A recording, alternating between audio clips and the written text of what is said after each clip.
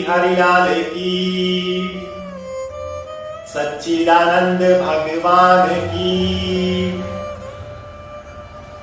जब कर्दम ऋषि ने अपनी 9 पुत्रियों का विवाह कर दिया, कुछ समय के पश्चात जब कपिल मुनि 10 वर्ष के हुए तो उनके पास में गए, उनकी परिक्रमा की, उनका आशीर्वाद दिया, उनसे संन्यास धारण करके हमेशा हमेशा के लिए वन में चले गए। कुछ समय बीतने के बाद में देवहूति अपने पुत्र कपिल के पास में आई और अपना मोह प्रकट करने लगी। हे पुत्र, इतने वर्ष तक मैं अपने पति के साथ में रहने के कारण, अपने पुत्रियों के साथ में रहने के कारण मुझे उनसे आसक्ति हो गई, उनसे प्रेम हो गया, उनके प्रति मोह हो गया। अब वो सभी यहां से चले गए हैं, मुझसे दूर हो गए हैं, परंतु मेरा उनके प्रति जो आसक्ति है, मोह है, वो समाप्त नहीं हो रहा है। उनके चले जाने के कारण, उनके प्रति आसक्ति और मोह होने के कारण, दूर होने के कारण मुझे दुख हो रहा है, उनकी याद आ रही है। कृपया करके मेरे इस मोह को और आसक्ति को दूर करने का कोई मार्ग बताओ। जब माता के इस प्रकार की बात कही, तब कपिल मुनि ने अपनी मां को आत्मज्ञान का साक्षात्कार करवाया, जिसे सांख्य दर्शन कहते हैं,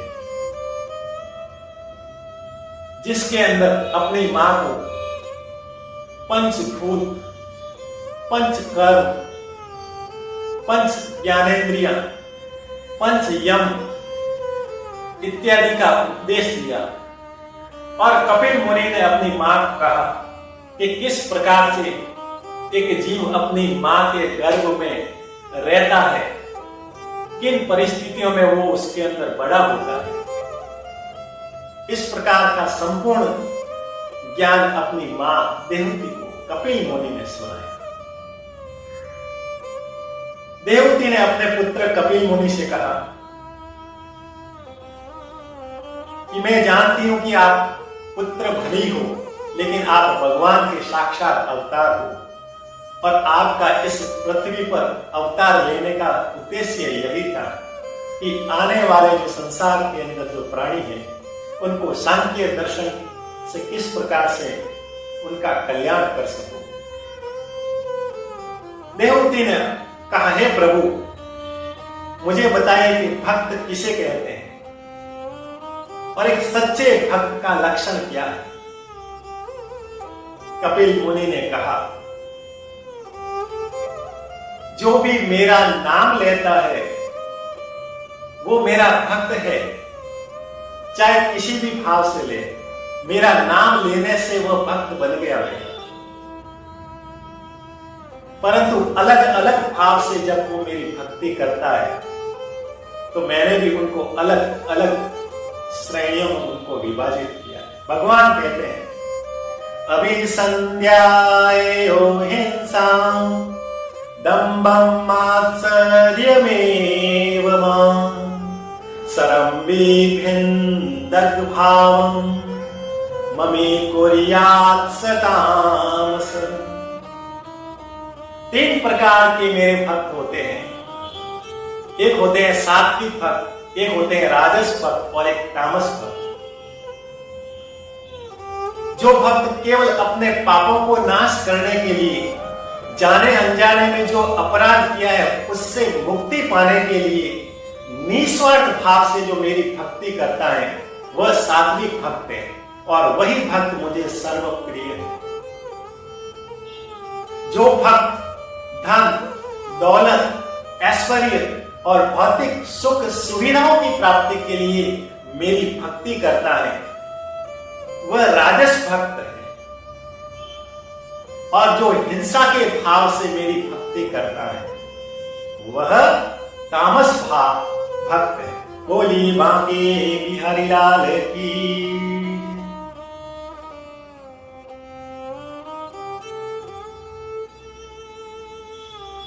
माता देहूती कहती है कि जो आपकी भक्ति नहीं करता है और सदा इस संसार के अंदर, इस संसार के मोह में ही पड़ा रहता है, संसार के लोगों में, सांसारिक लोगों के साथ में उसकी आसक्ति रहती है, संपूर्ण जीवन कभी आपका नाम न ले, मोह माया में पड़े, आसक्ति में रहे, अंत समय में उसकी गति क्या होती है?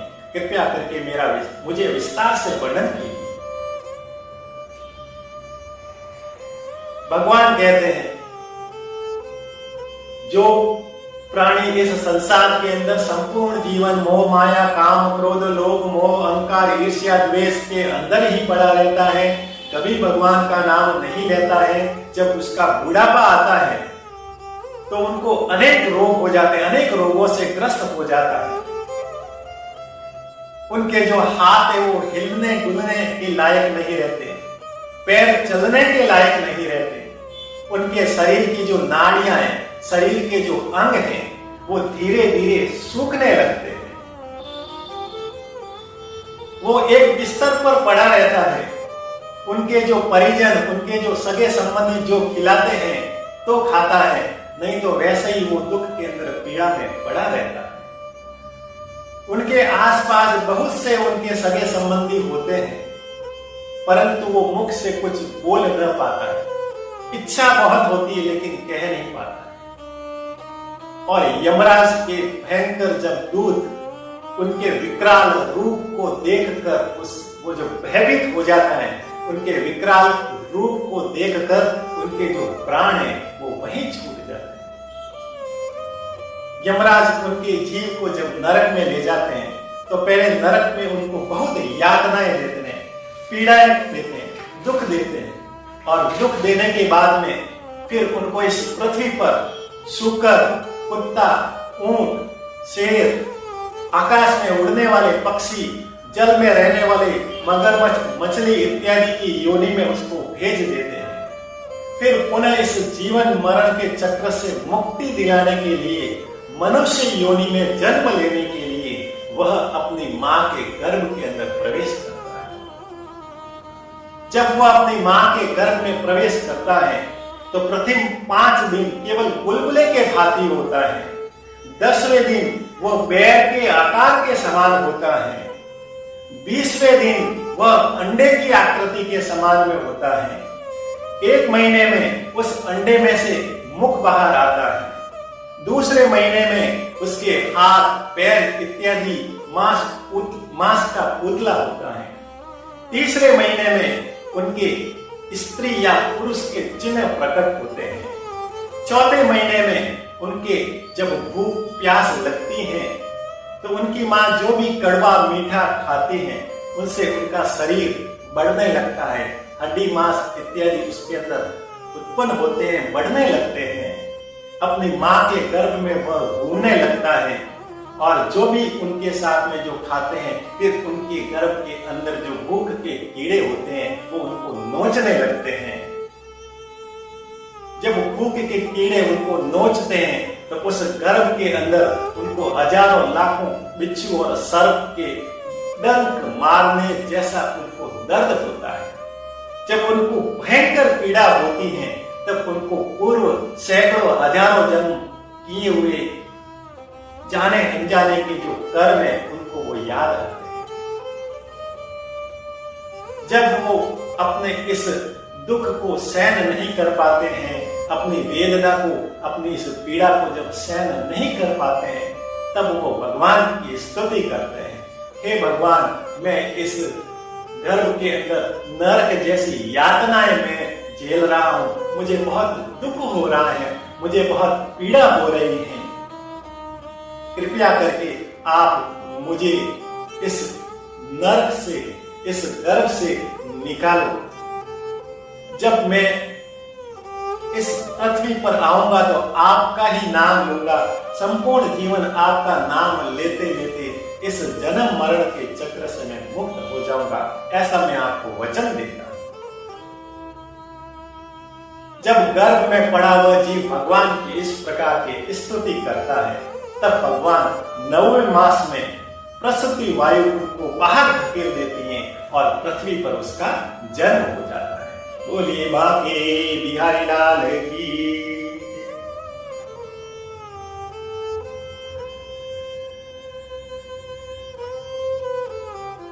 जब उसका जन्म हो जाता है तब उनके पूर्व जन्म के जितने भी किए गए कर्म थे उसकी जो स्मृति याद होती है वो मिट जाती है।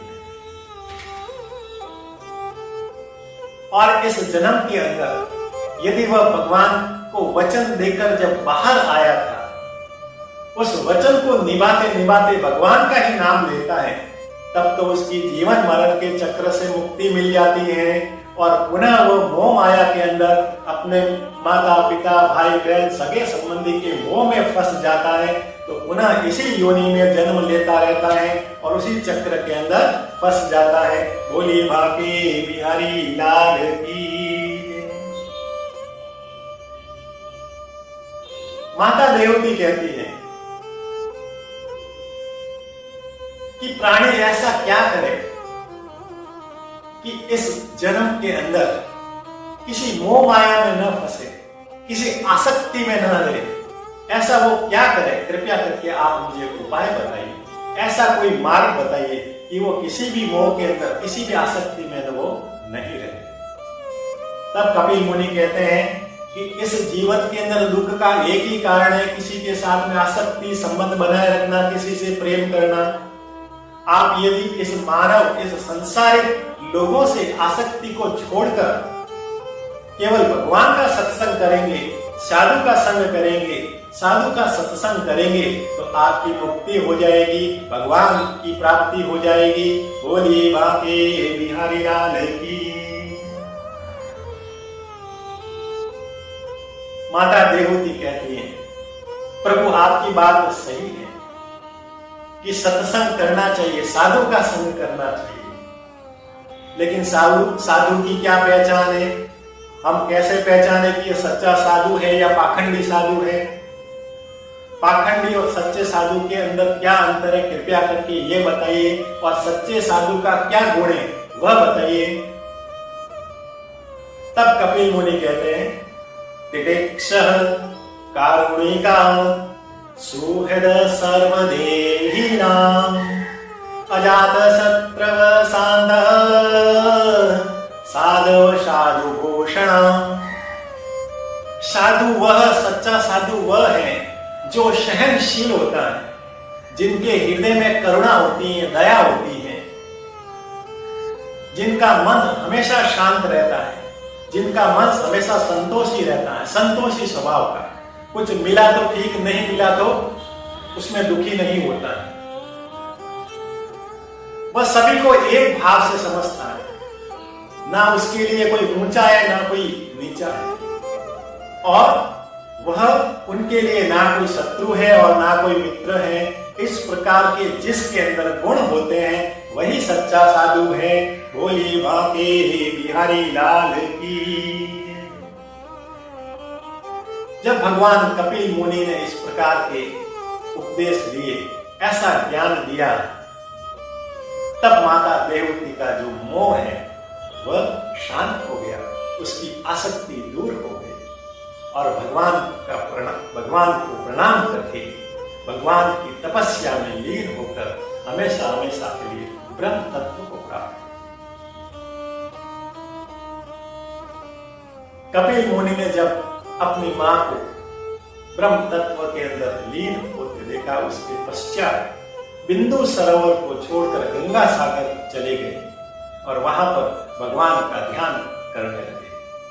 ये गंगा सागर आज कलकत्ता के पास में वो आज भी स्थित है, और जहां पर हजारों लाखों श्रद्धालु वहां पर कपिल मुनि के आश्रम में दर्शन करने के लिए जाते हैं। कहा जाता है कि सारे तीर्थ बार बार, गंगा सागर एक बार। बोलिए बांके बिहारी लाल की। कपिल मुनि